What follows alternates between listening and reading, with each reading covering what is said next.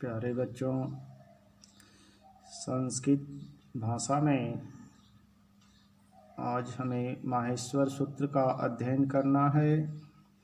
माहेश्वर सूत्र क्या है, इसकी उत्पत्ति कैसे हुई है, इसकी व्याकरण शास्त्र में क्या उपयोगिता है, इन विषयों का हमें अध्ययन करना है। तो देखेंगे यह माहेश्वर सूत्र जो है, इसकी उत्पत्ति, इसका आविर्भाव कैसे हुआ, इसके विषय में बताया जाता है कि व्याकरण शास्त्र के आचार्य महर्षि पाणिनि ने बड़ी ही घोर तपस्या किया, जिनके किए गए तपस्या के फलीभूत होने के परिणाम स्वरूप भगवान शंकर प्रसन्न होकर के अपने तांडव नृत्य को आरंभ करते हैं और पुनः डमरू बजाते हैं और उस डमरू से उच्चरित ध्वनियों का संग्रह ही चिंतन करके पाणिनि जो है 14 माहेश्वर सूत्रों का प्रतिपादन किए हैं, जो हमारे माहेश्वर सूत्र का मूल, हमारे व्याकरण शास्त्र का मूल आधार है।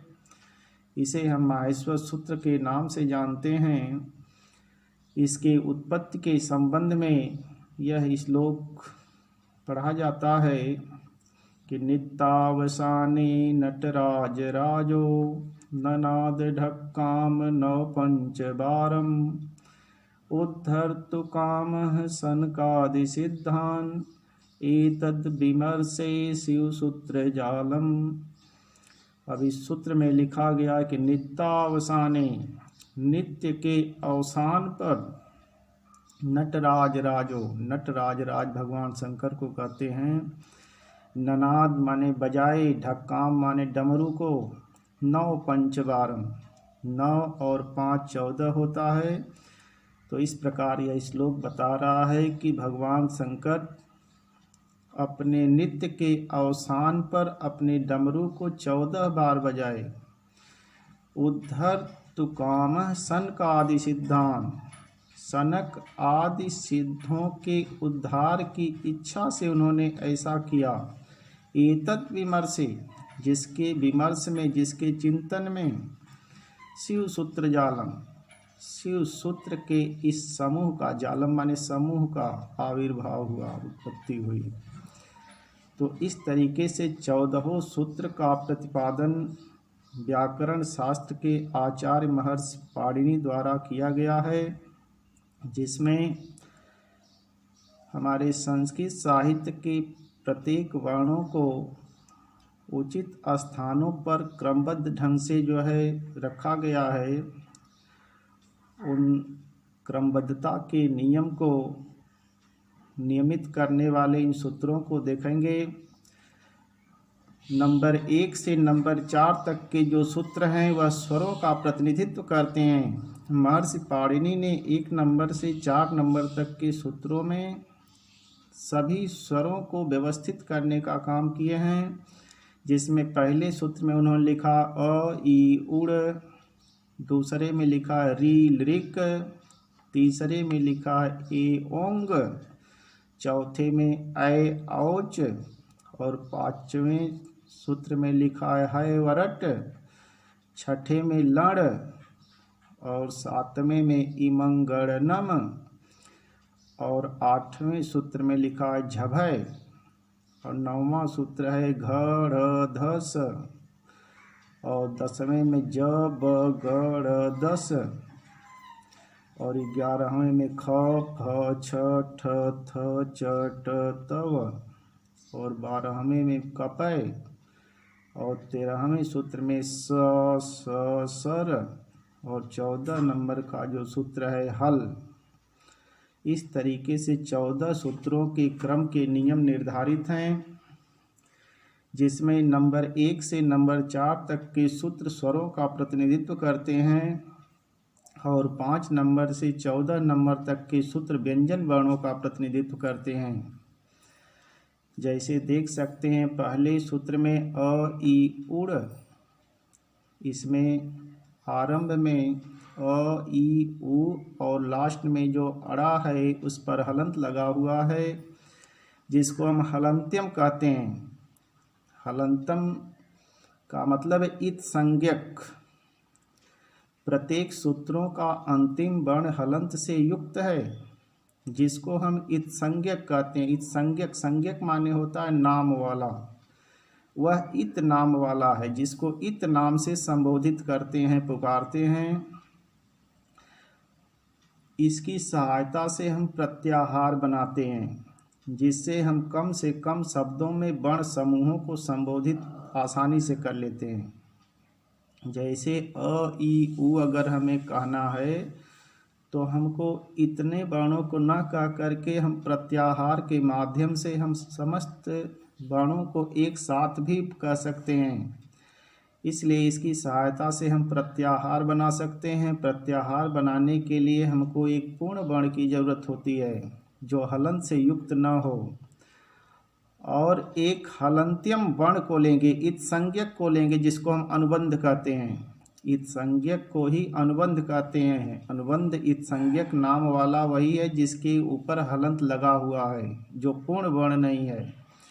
तो इस तरीके से पहले सूत्र से अगर हम पहले वर्ण अ को लेते हैं और दूसरे वर्ण हलंत्यम इत संज्ञक वर्ण जो है अड़ा है, जिस पर हलंत लगा हुआ है, दोनों को जोड़ते हैं तो हमारा प्रत्याहार बनता है अड़। अब अड़ प्रत्याहार का मतलब है कि अड़ा को छोड़ दें, क्योंकि वह इत संज्ञक है और उसके बीच जितने वर्ण गमन कर रहे हैं अ, ई, उ, ये तीनों अड़ प्रत्याहार के वर्ण माने जाएंगे। इस तरीके से 1 नंबर से 4 नंबर तक के सूत्र जो स्वरों का प्रतिनिधित्व करते हैं, अगर हम पहले सूत्र से अ को लेते हैं और 4 नंबर के सूत्र से इत संज्ञक च को लेते हैं तो हमारा प्रत्याहार बनता है अच। अच का माने है स्वर, क्योंकि अच के अंतर्गत, अच प्रत्याहार के अंतर्गत संस्कृत साहित्य के 9 स्वर जो है उसके बीच गमन करते हैं।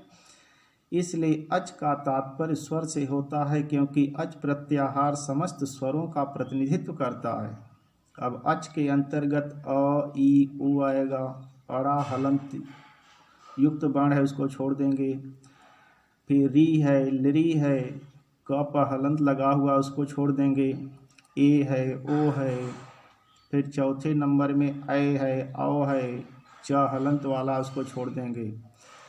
इस तरीके से कुल 9 स्वरों की गणना की जाती है। तो उस माहेश्वर सूत्रों के आधार पर हमारे संस्कृत साहित्य में यह 9 स्वर होते हैं, जिनको हम अच कहते हैं। अच का माने है स्वर नाम वाला। जैसे अ है, अ को हम अच बोलेंगे। ई क्या है? अच है। उ क्या है? अच है। क्योंकि इनकी संज्ञा स्वर की संज्ञा होती है, स्वर नाम दिया जाता है इसको। इसलिए जितने स्वर हैं वह स्वर नाम वाले जाने जाते हैं, इसलिए उनकी संज्ञा अच होती है। अच प्रत्याहार स्वरों का प्रतिनिधित्व करता है। और इसी के बाद जब 5वें नंबर का सूत्र शुरू होता है, जिसमें 5वें नंबर का सूत्र है ह, य, व, रट। अब यहाँ से हमने ह को लिया प्रथम वर्ण को, और 14 नंबर का जो सूत्र है जिसका नाम है हल, तो 5वें सूत्र के ह और 14वें सूत्र के इस संज्ञक ल को लिया तो हमारा प्रत्याहार बना हल। अब इस हल प्रत्याहार के अंतर्गत जितने व्यंजन वर्ण हैं उनकी संख्या कुल 33 हो गई।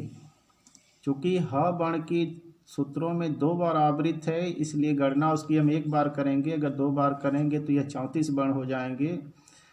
तो ह को 1 बार गणना करेंगे तो कुल जो है व्यंजनों की संख्या होगी 33। इस तरीके से हल जो है व्यंजन वर्ण का प्रतिनिधित्व करता है, इसलिए इस प्रत्याहार को हम व्यंजन के नाम से जानते हैं। और इनके बीच जितने गमन करने वाले वर्ण हैं वो सभी व्यंजन कहे जाते हैं। इस तरीके से हमारे माहेश्वर सूत्र के अनुसार स्वरों की संख्या 9 है और व्यंजनों की संख्या 33 है। इस तरीके से स्वर और व्यंजन दोनों मिलाकर के कुल 42 वर्ण होते हैं। अब इसमें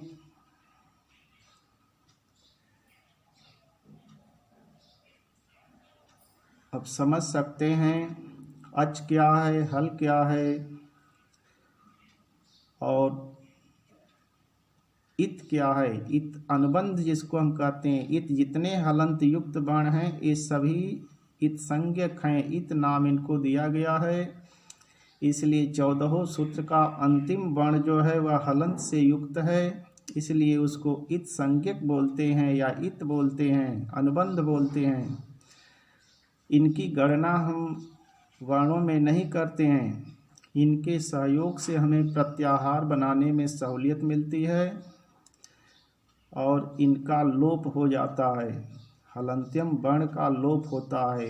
इसके लिए सूत्र प्रतिपादित है, हलंत्यम तस्य लोपे। हलंत युक्त वर्ण जो हैं उनका लोप हो जाता है, उनकी गणना नहीं की जाती है, वह केवल उनकी सहायता से प्रत्याहार बनाने का काम किया जाता है। इस तरीके से 14 सूत्र के अपने क्रम के नियम हैं। इसमें निहित प्रत्येक वर्णों के क्रम के नियम निर्धारित हैं, इसलिए इन 14 सूत्रों को हमें याद करना होगा। बिना याद किए जो है संस्कृत साहित्य के व्याकरण का अध्ययन करना कठिन हो जाता है। और इस सूत्रों को आसानी से याद करने का नियम यह है कि प्रत्येक सूत्रों में 1 नंबर से 4 नंबर के सूत्र जो हैं वह स्वरों का प्रतिनिधित्व कर रहे हैं और 5 नंबर से 14 नंबर के जो सूत्र हैं वह वर्णों के घटते क्रम में निर्धारित किए गए हैं। जैसे 5वें नंबर पर लिखा गया है वरट और 6ठे नंबर का सूत्र लिख रहा लड़। दोनों सूत्रों में य व र और ल, ह को अगर छोड़ देते हैं तो य व र ल ये 4 व्यंजन जो हैं यह अंतस्थ व्यंजन के अंतर्गत आते हैं। यह ह जो है हल के अंतर्गत इसकी आगे चल के गणना होकर यहाँ ह छोड़ा जाएगा और य व र ल 4 जो व्यंजन वर्ण 5 नंबर और 6 नंबर में संग्रहित हैं यह अंतस्थ व्यंजन है। अंतस्थ व्यंजन न तो स्वर होते हैं न तो व्यंजन होते हैं, क्योंकि यह स्वर से व्यंजन में भी परिवर्तित होते हैं और व्यंजन से स्वर में परिवर्तित होते हैं। ये प्रसारण की प्रक्रियाओं के दौरान जो हैं यह स्वर से व्यंजन भी हो जाते हैं। तो इसलिए यह जो है अंतस्थ व्यंजन न तो स्वर होते हैं और न तो व्यंजन होते हैं और इनकी व्यवस्था पाणिनि ने 5 नंबर और 6 नंबर के सूत्रों में किया है। और 7वें क्रम का जो सूत्र है उसमें महर्षि पाणिनि ने प्रत्येक वर्गों के 5वें वर्णों को व्यवस्थित करने का प्रयास किया है, जिसमें है इमं गणनम, इया म अंगा अड़ा और न। ये प्रत्येक वर्गों का जो अनुनासिक वर्ण है, पंचम वर्ण है, इसको जो है 7 नंबर के सूत्र में उन्होंने स्थापित किया। और फिर 8वें और 9वें में प्रत्येक वर्ग के चौथे वर्ण को लिखा गया है। इस तरीके से क्रम घटता जाएगा। 5वें वर्ण के बाद अगले सूत्र में पाणिनि द्वारा चौथे क्रमांक पर स्थापित वर्णों को स्थापित किया गया। जैसे है 8वें पर झभय, झभय झ और भ, च वर्ग का चौथा वर्ण है और भ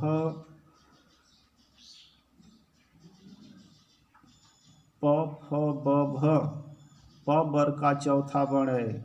और फिर 9वें सूत्र में भी घ क वर्ग का चौथा वर्ण है, र जो है ट वर्ग का चौथा वर्ण है और त वर्ग का चौथा वर्ण ध है।